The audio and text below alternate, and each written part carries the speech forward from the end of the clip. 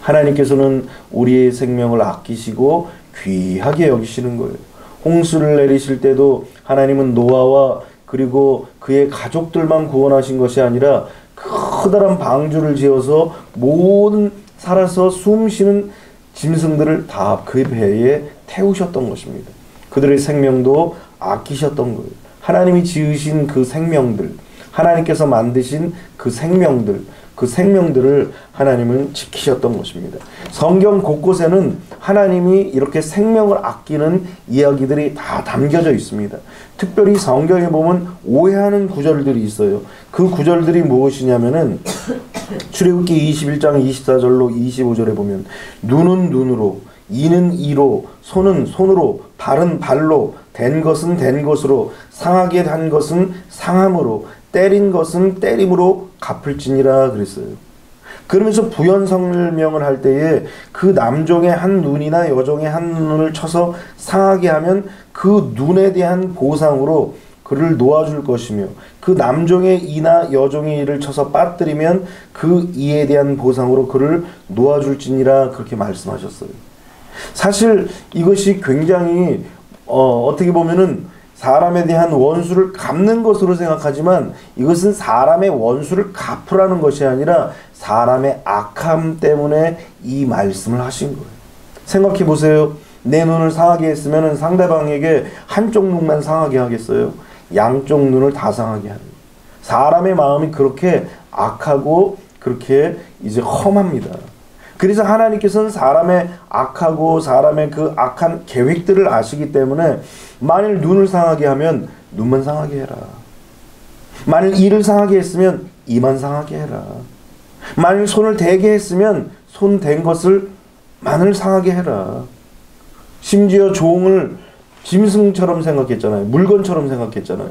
그러니까 짐승을 대하듯이 종을 대하는데 그러할지라도 종을 그렇게 대하지 말고 그 시대와 그 풍습에 따라 대하지 말고 그를 상하게 했으면 놔줘라. 자유를 줘라. 그의 몸을 상하게 했다면 대신 자유를 주라고 하나님께서는 사람의 생명을 아끼시는 모습들을 우리에게 보여주셨던 것입니다. 이것이 바로 생명을 아끼는 하나님의 마음인데 이 마음이 어떻게 언제 다 드러나느냐, 예수님을 통하여서 이 말씀이 드러나는 것입니다. 마태복음 5장 38절부터 우리 46절까지 같이 읽어봅니다. 시작. 또 눈은 눈으로 이는 이로 갚으라 하였다는 것을 너희가 들었으나 나는 너에게 이르노니 악한 자를 대적하지 말라. 누구든지 내 오른편 뺨을 치거든 왼편도 돌려대며 또 너를 고발하여 속옷을 가지고자 하는 자에게 겉옷까지도 가지게 하며 또 누구든지 너로 억지로 오리를 가게 하거든 그 사람과 심리를 동행하고 내게 구하는 자에게 주며 내게 꾸고자 하는 자에게 거러절하지 말라. 또 내 이웃을 사랑하고 내 원수를 미워하라 하였다는 것을 너희가 들었으나 나는 너에게 이르노니 너희 원수를 사랑하며 너희를 박해하는 자를 위하여 기도하라. 이같이 한즉 하늘에 계신 너희 아버지의 아들이 되리니 이는 하나님이 그 해를 악인과 선인에게 비추시며 비를 의로운 자와 불의한 자에게 내려주심이라. 너희가 너희를 사랑하는 자를 사랑하면 무슨 상이 있으리요? 세리도 이같이 아니하느냐. 예수님께서 산상수훈에서 이렇게 말씀하시면서 사람들이 율법을 많이 이제 암기하고 또 율법에 대해서 많이 알지만 이는 이로, 눈은 눈으로 갚으라는 이 말들이 뇌리 속에 딱 박히잖아요. 그러니까 형제는 사랑하지만 원수는 미워해도 되는 것으로 생각하는 것입니다. 그런데 예수님께서 하나님의 마음과 하나님의 생각이 무엇인가를 다시 설명해 주면서 인간의 악함 때문에 이런 결과가 생겨지고 인간의 악함 때문에 하나님께서 이렇게 말씀하셨지만 본래 하나님의 의도는 원수까지도 사랑하는 것임을 우리에게 가르쳐 주고 있습니다. 그러면서 마지막에 뭐라고 얘기하냐면 사랑하는 자만을 사랑한다면 무슨 상이 있으리요? 세리도 이같이 아니하느냐? 다시 말해서 모든 사람들이 죄인이라고 말하는 세리조차도 자기가 사랑하고 자기가 좋아하는 사람은 아낄 줄 안다라는 거예요. 그러니까 우리 하나님의 자녀들, 믿는 자들은 그것을 뛰어넘어서 하나님의 본심, 하나님의 본래의 마음을 헤아릴 줄 알아야 된다는 거예요. 하나님의 본심은 무엇입니까? 모든 생명을 다 사랑하신다라는 거예요. 그래서 요즘 세상이 이제 그 전에는 짐승들을 그렇게 귀하게 여기지 않았잖아요. 학대해도 상관이 없었어요. 점점 우리도 인식이 깨어서 사람도 귀하지만 또 하나님이 만드신 짐승들도 다 귀하다고 생각한 거예요. 꽃이 아름다운 이유가 무엇입니까? 그냥 단지 색깔이 화려하고 그냥 보기 좋아서가 아니라 하나님이 만드신 자연들이기 때문에 아름다운 거예요. 사람도 역시 마찬가지예요. 사람이 왜 귀하고 존귀합니까? 하나님이 생명을 그 코에 불어넣어 주신 거예요. 하나님의 생기가, 하나님의 생명이 들어오니까 세상에 꽃도 아름답고 짐승도 귀하지만 그러나 사람은 더 귀한 거예요. 왜? 짐승에게 부어주지 아니하셨던 하나님의 생기를 사람에게 불어넣어 주셨기 때문인 것입니다. 이렇게 하나님은 생명 하나하나를 사랑하시고 아끼셨다라는 것입니다. 그래서 하나님이 사람을 아끼시고 생명을 아끼셨던 것처럼 사람도 생명을 아끼고 존귀하게 여겨야 되는 것입니다. 예수님께서 공생의 3년 동안 3가지 사역을 하셨습니다. 가르치시고 천국 복음을 전파하시고 그리고 병든 자를 치료해 주셨습니다. 이렇게 하나님께서 직접 이 세상에 오셔서 하나님의 마음을 가르치신 거예요. 예수님께서 오셔서 영적으로 무지해가지고 하나님에 대해서 알지 못하는 자들을 직접 이 땅에 오셔서 영적 무지를 깨우쳐서 깨닫게 하셨다라는 것입니다. 그래서 생명의 귀함을 하나님으로부터 알게 하셨던 분이 바로 예수님이 이 땅에서 하셨던 사역들인 것입니다. 뿐만 아니라 천국 복음을 전파하시면서 지옥 백성들, 어둠에 살면서 지옥으로 가야 할 백성들을 천국으로 그 생명의 나라로, 아들의 나라로 인도하시는 분이 바로 예수님의 사역이었던 거예요. 그 사람들은 천국에 대해서 잘 모르잖아요. 천국을 바라보는 자들은 이 땅에서 천국의 삶을 살아야 된다는 사실을 몰랐던 거예요. 그런 자들에게 천국이 있음을 선포하시고 천국에 가기 위해서 하나님의 다스리심을 이 땅에서 먼저 맛보면서 그것이 천국임을 경험해야 된다는 사실을 예수님께서 알려주셨던 것입니다. 뿐만 아니라 질병을 치료하셨던 모습이 무엇입니까? 질병으로 인하여서 이제 우리가 인간들이 너무나 아프고 고통을 당했는데 이 질병이 어디서 왔느냐? 죄로 인하여서 사탄의 먹잇감이 된 거예요. 그러니까 귀신이 찾아와서 정신적으로, 육체적으로, 또 심리적으로 육체를 끊임없이 괴롭히는 거예요. 그래서 예수님께서 질병으로 인하여 고통당하는 자들을 향하여서 꾸짖었다라고 얘기해요. 아니 질병을 왜 꾸짖습니까? 그것은 그 배후에서 역사하는 귀신들이 있기 때문에 그 귀신을 쫓아내면서 이제는 억압당하는 그 육체들, 눌림받은 그 육체들에게 해방을 시켜주신 것이 바로 예수님의 사역이었던 것입니다. 그래서 예수님은 이 모든 3가지의 사역들이 다 무엇을 살리는 거예요? 생명을 살리는 거예요. 하나님께서 부여하신 영과 혼과 육, 이 생명을 살리기 위해서 예수님께서 3년 동안 공생의 사역을 하셨던 것입니다. 그러니까 우리도 우리의 생명을 귀하게 여겨야 돼요. 우리의 영을 귀하게 여기면서 말씀을 받아들여야 되고 우리의 혼을 건강하게 하기 위해서 우리의 혼도 여러 가지 훈련과 또 교육을 통하여서 우리의 혼을 살찌게 하는 거예요. 우리 육체도 마찬가지예요. 먹고 운동하고 활동하는 이유가 무엇입니까? 우리 육체도 건강해야 돼요. 육체가 건강하지 않으면 기도도 사실 못해요. 말씀 듣는 것도 힘들어요. 그런데 육체가 건강해야 이렇게 말씀도 듣고 교육도 받고 훈련도 하고 기도도 하는 거예요. 그래서 하나님께서는 우리의 생명을 이토록 사랑하셔서 우리를 지키셨다는 사실을 기억해야 됩니다. 예수님 당시에 항상 논란이 됐던 것이 무엇이냐면 안식일에 기적을 행하는 거예요. 유대인들은 밤에 불을 켜놔요. 왜냐하면 해지는 그 순간부터 시작하여서 안식일이 시작되기 때문에 해질 때에 버튼을 눌러서 스위치를 켜면 그 일하는 거예요. 이 율법을 어기는 것이라고 해가지고 뭐 밥도 다 차려놓고 뭐 불도 다 켜놓고 모든 것들을 준비해 놓는 거예요. 이런 그 율법이라는 것에 그 눌려서 살고 있던 자들이 예수님께서 막 병든 자의 손을 만져주시고 막 병을 치료해 주시고 고쳐주시는 것을 보고 왜 네가 의로 행위를 하느냐 그러면서 예수님을 비난합니다. 그러던 중 어느 날 안식일에 손마른 자가 회당에서 예수님의 말씀을 듣고 있었던 거예요. 그 예수님께서 손마른 자를 보시고 불쌍히 여기셔서 그를 고쳐주려고 했더니 사람들이 막 비난하는 거예요. 바리새인들이 율법학자들이 비난하는 거예요. 어디 율법에 일을 하라고 했느냐. 이렇게 논란이 됐을 때 예수님께서 그 논란을 잠재우신 말씀이 바로 생명이라는 거예요. 생명. 너희들이 양떼나 소떼나 그것이 구덩이에 빠지면 안 건져내겠느냐. 하다못해 짐승도 구덩이에 빠졌을 때 건지면서 사람의 생명을 건지는 것이 어떻게 하나님 앞에 죄가 되느냐라고 이야기를 하시면서 예수님의 모든 관심은 어디에 있다고요? 생명에 있다라는 거예요. 생명을 살리고 생명을 건지는 데 있다라는 것입니다. 그러면서 마가복음 3장 4절로 5절에 보니까 그들에게 이르시되 안식일에 선을 행하는 것과 악을 행하는 것과 생명을 구하는 것과 죽이는 것 어느 것이 옳으냐 하시니 그들이 잠잠하거늘 그랬어요.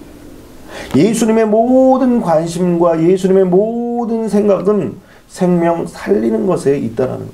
이것이 옳은 것이고 이것이 선이라는 거예요. 여러분 요셉이 하나님 앞에 이렇게 인정받은 이유가 무엇입니까? 요셉의 모든 관심사 역시 하나님처럼 하나님이 생명을 살리기를 원하시는 것처럼 요셉도 생명 살리는 것에 관심을 가졌던 거예요. 그래서 바로가 꿈을 꿨잖아요. 7년 풍년과 7년 흉년의 꿈을 꾸면서 이 꿈을 해석할 줄 몰라서 요셉을 통하여서 꿈 해몽을 받았는데 요셉이 총리가 이 꿈을 통하여서 총리 대신이 되어서 했던 일들이 뭐예요? 생명을 살리는 일이었다라는 거예요. 하나님께서 생명을 살리기 위해서 모든 사람들의 생명을 살리기 위해서 하나님의 사람들이 애굽에는 별로 없잖아요. 그럼에도 불구하고 그들의 생명을 아끼심을 요셉이 깨달았다라는 거예요. 하나님이 이방인들이지만 하나님이 하나님을 모르는 백성들이지만 그럼에도 불구하고 그들의 생명을 하나님이 아끼시는구나. 우리도 저 터키, 튀르키예라고 그러잖아요. 그 튀르키예에 지진이 일어나서 뭐 10,000명 이상이 목숨을 잃었습니다. 시리아에서도 수많은 사람들이 목숨을 잃었어요. 그런데 그 이야기를 듣고 얼굴이나 봤어요, 그 사람? 그들을 얼굴이나 우리가 본 사람들입니까? 그럼에도 불구하고 그런 이야기를 들으면 마음이 안타깝고 불편해요. 왜 그래요? 생명을 잃었기 때문에. 요셉도 하나님께서 그런 일들을 행하시는 모습을 보면서 하나님이 이들의 생명을 아끼시는구나. 하나님께서 이들의 생명을 보호하시는구나. 이 사실을 깨달았다는 거예요. 그래서 요셉도 하나님이 생명을 아끼신다는 사실을 깨닫고 모든 상황, 모든 형편 속에서 자기가 불이익을 당하고 어려움을 당하고 위기를 맞닥뜨렸을지라도 섭섭한 마음을 갖지 않은 거예요. 미움을 갖지 않았다라는 거예요. 적개심을 갖지 않았다라는 거예요. 보디발 장군 집에서 그렇게 충성을 다했지만 결국은 결별이 됐잖아요. 좋지 않은 관계로. 그럼에도 불구하고 성경에 보디발 장군 집에 대해서 뭔가 보복하지 않았어요. 형들이 그를 팔아넘겼지만 결단코 그 형들에게 보복하지 않았더라는 거예요. 왜냐하면 생명을 귀하게 여기시는 하나님의 은혜를 이 요셉이 깨달았다는 거예요. 생명을 아끼시는 하나님에 대해서 그것이 은혜라는 사실을 깨닫고 나니까 하나님의 놀라운 은혜와 사랑 안에서 모든 것들을 품을 수 있었던 것입니다. 오늘 우리도 생명을 아낄 줄 알아야 돼요. 오늘 우리가 저 튀르키예 가서 긴급 구호에 막 동참도 하고 그래야 되겠지만 그것보다도 하나님이 우리에게 원하시는 생명 살리는 것이 무엇입니까? 요한일서 1장 1절로 3절 말씀을 보니까 태초부터 있는 생명의 말씀에 관하여는 우리가 들은 바요 눈으로 본 바요 자세히 보고 우리의 손으로 만진 바라 그랬어요. 태초부터 있는 생명의 말씀이 무엇입니까? 하나님께서 계획하시고 하나님께서 예비해 주셨던 그 생명의 말씀이 무엇이냐? 바로 예수 그리스도인 거예요.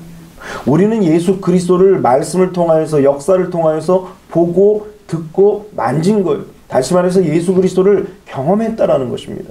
그런데 이 생명이 어떻게 했어요? 이 생명이 나타나신 바 된지라 이 영원한 생명을 우리가 보았고 증언하여 너에게 전하노니 이는 아버지와 함께 계시다가 우리에게 나타내신 바 된 이신이라. 예수님에 대해서 우리가 증거하잖아요. 그러면 생명을 우리가 보았으면 이 예수 그리스도를 어떻게 해야 돼요? 우리가 보고 들은 바를 너희에게도 전함은, 다시 말해서 무엇을 전하느냐?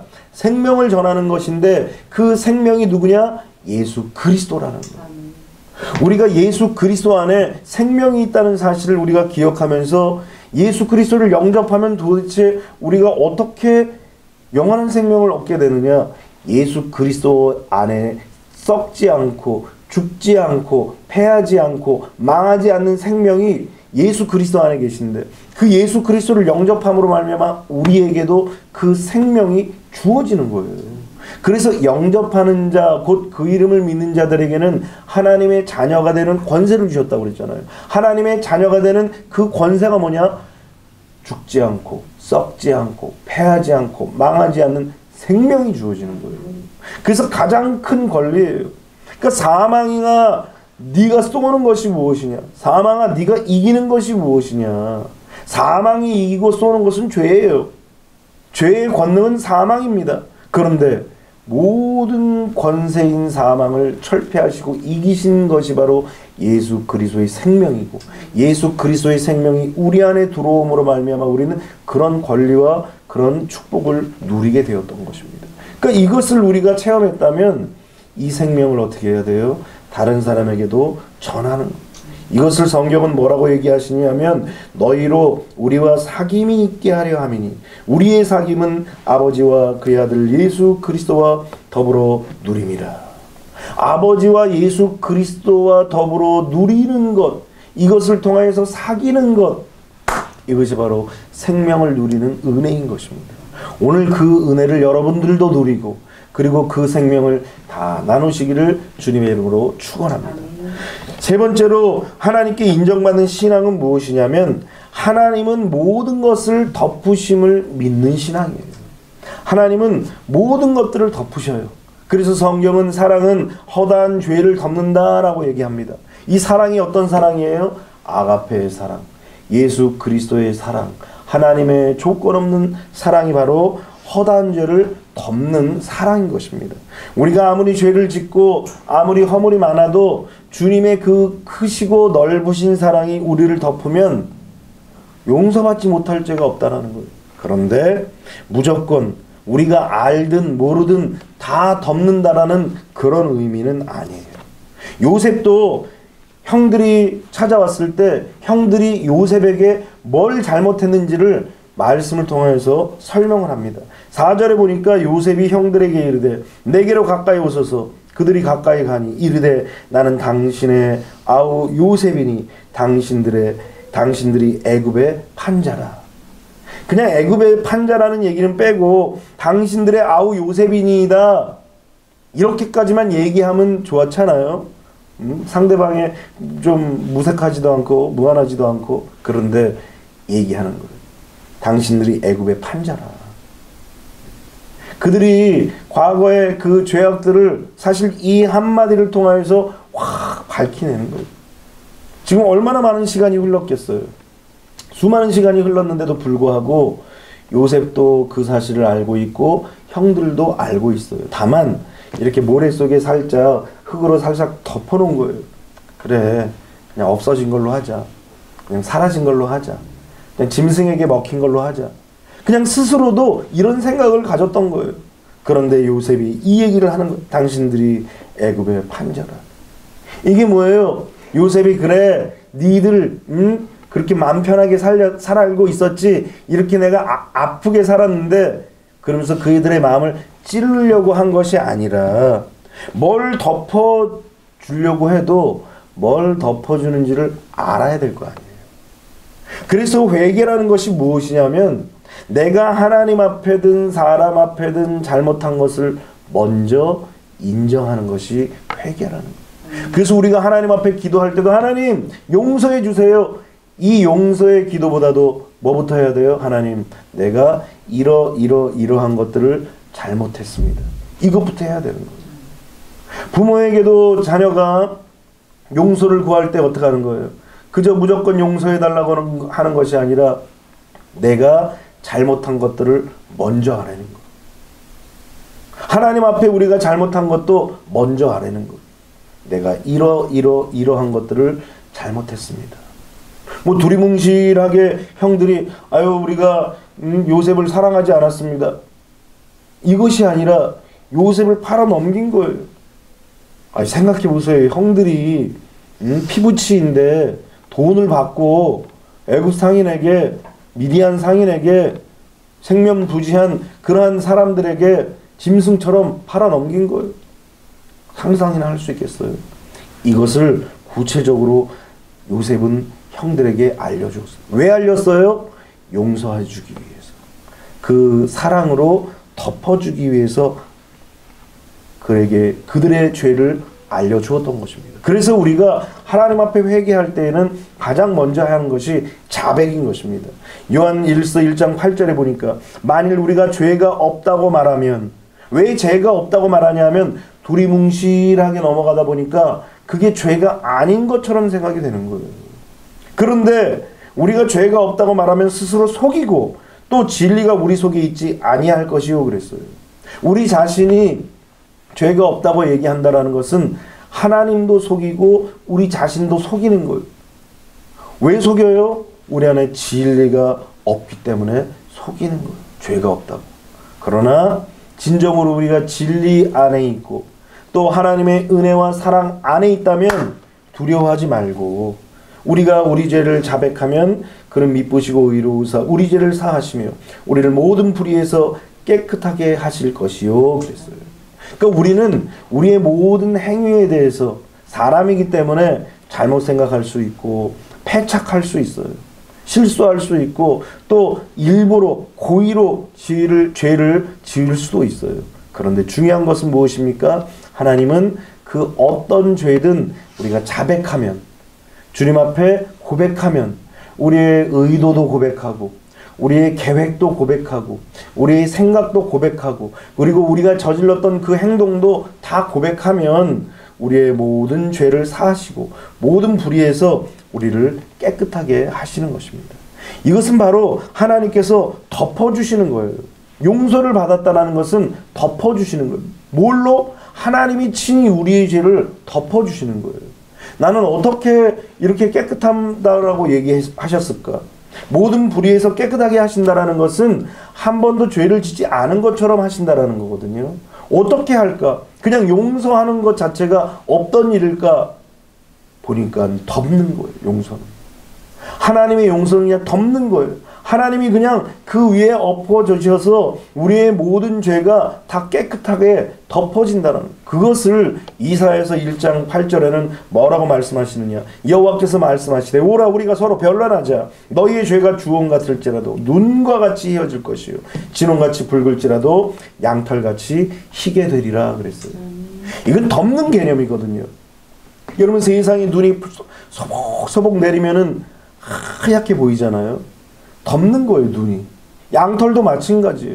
양털을 딱 덮으면 밑에 무엇이 있는지 보이지가 않아요.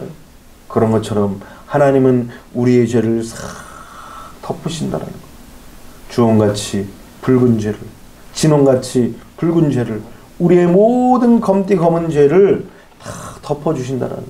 그것이 바로 하나님의 마음인 것입니다. 그러기 위해서는 죄를 알아야 되는 거예요. 내가 어떤 죄를 지고 내가 하나님 앞에 어떤 마음으로 살았고 내가 어떤 계획을 가지고 살았는지 우리 자신이 스스로를 알고 그것을 고백해야 되는 거예요. 그렇게 자백하면 하나님은 우리를 사랑하시고 미쁘시고 의로우사 예수 그리스도를 통하여서 모든 죄를 덮어주시는 것입니다. 요셉은 바로 이런 하나님의 사랑을 알았던 거예요. 하나님의 그 큰 사랑, 하나님의 그 넓은 사랑, 하나님의 그 깊은 사랑, 하나님의 그 끝없는 사랑을 이 요셉이 알았던 것입니다. 그렇기 때문에 요셉은 형들을 사랑하고 용서하고 덮어줄 수 있었던 것입니다. 야곱이 죽고 나서 형들이 찾아왔어요. 형들이 찾아와서 무릎을 꿇고 우리는 당신의 종입니다. 당신의 아버지가 살아 계시기 때에 당신의 아버지인 야곱이 숨지기 직전에 우리에게 유언을 남기셨는데 요셉에게 이런 얘기를 꼭 해라. 형들이 실수했지만 용서해줘라. 살려줘라. 이런 얘기를 했습니다. 이런 얘기를 하니까 요셉이 성경에 보면 뭐라고 그랬어요? 그래 내가 용서해 주리라 그렇게 한 것이 아니라 울었다고 그랬어요. 그 마음속에 나는 이렇게 형들을 이미 사랑하고 있는데 나는 이미 모든 것을 덮고 잊어버리고 형들을 바라볼 때 그런 생각을 안 했는데 형들은 이미 그 마음속에 계속 죄 때문에 두려워하는 거예요. 그러면서 요셉이 오히려 형들을 위로한 거예요. 내가 당신들과 당신들의 자녀들과 당신들의 식솔들을 다 거두릴 것입니다. 다 먹이고 살릴 것입니다. 두려워하지 말라고. 그러면서 위로해주고 그들을 향하여서 안아주었던 거예요. 이것이 바로 하나님의 사랑인 것 같아요. 하나님의 사랑을 맛본 사람 역시 이런 사랑이 필요한 것 같아요.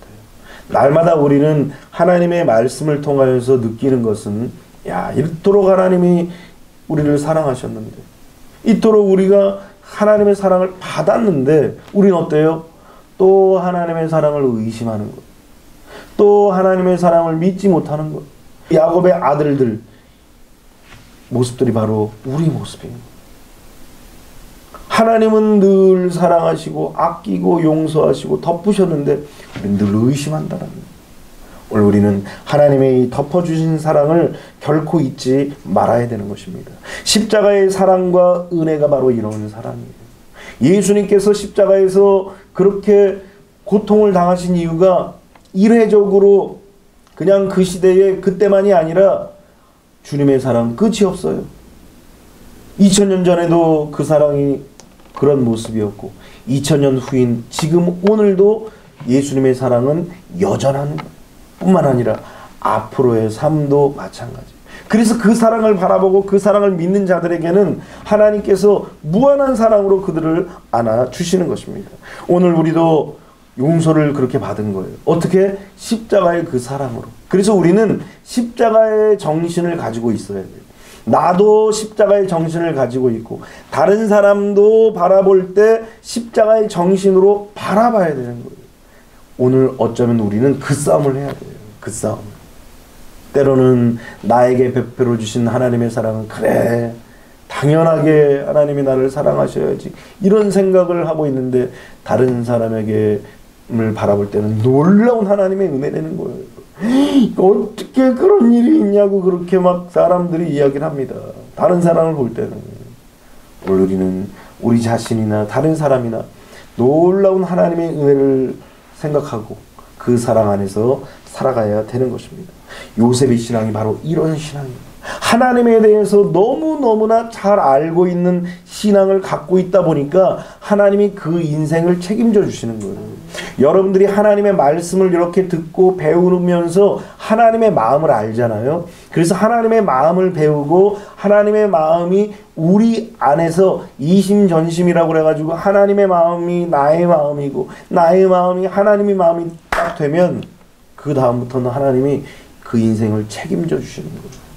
하나님의 마음을 갖고 있는데 하나님이 반드시 책임져 주시지요. 8절을 보십시오. 오늘 본문에 그런즉 나를 이리로 보낸 이는 당신들이 아니요 누구라고요? 하나님이시라. 하나님이 나를 바로에게 아버지로 삼으시고 그 온 집에 주로 삼으시며 그랬어요. 하나님이 요셉을 책임져 주신 겁니다. 그를 10여 년간 훈련시키고 연단시키고 그러하여금 하나님의 마음을 알게 하시더니 비로소 딱 때가 되고 시기가 되니까 하나님께서 그를 만성천자로 다 세우신 거예요.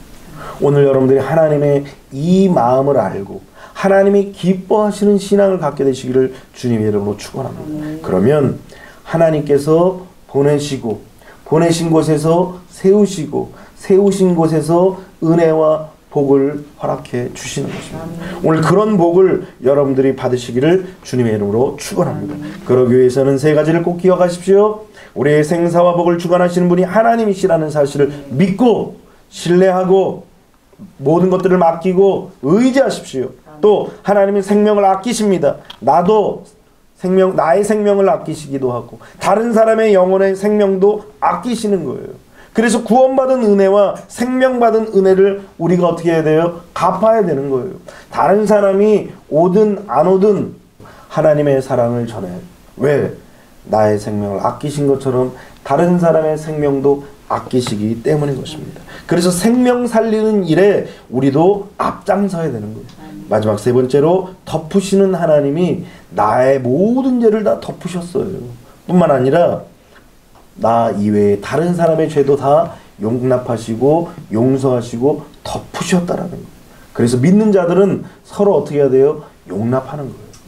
때로는 부족함과 연약함과 모자란 모습들이 있지만 그런 모습들이 서로 용납되면서 어떻게 해요? 채워지는 거예요.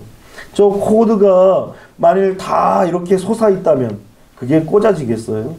다 이렇게 들어가 있다면 그게 꽂아지겠어요? 서로 들어간 부분들이 있고 나온 부분들이 있고 그것이 합쳐질 때에 하나가 되는 거예요. 이 컵도 보십시오. 이 그릇도 만일 이 마개에 구멍이 뚫어져 있고 홈이 되어 있지 않다면 안 들어가는 거예요. 서로 이것이 맞아 떨어지니까 돌리니까 딱 잠겨지는 거예요. 하나님은 그렇게 우리의 삶을 만드셨어요. 그래서 덮어주고 용서할 때 그때 하나가 될 수 있는 거예요. 하나님의 이 마음을 가지고 하나님이 기뻐하시는 신앙을 가지고 하나님께 인정받는 그런 삶이 되어서 요셉처럼 복을 얻는 믿음의 사람들이 되시기를 주님의 이름으로 축원합니다. 기도하겠습니다.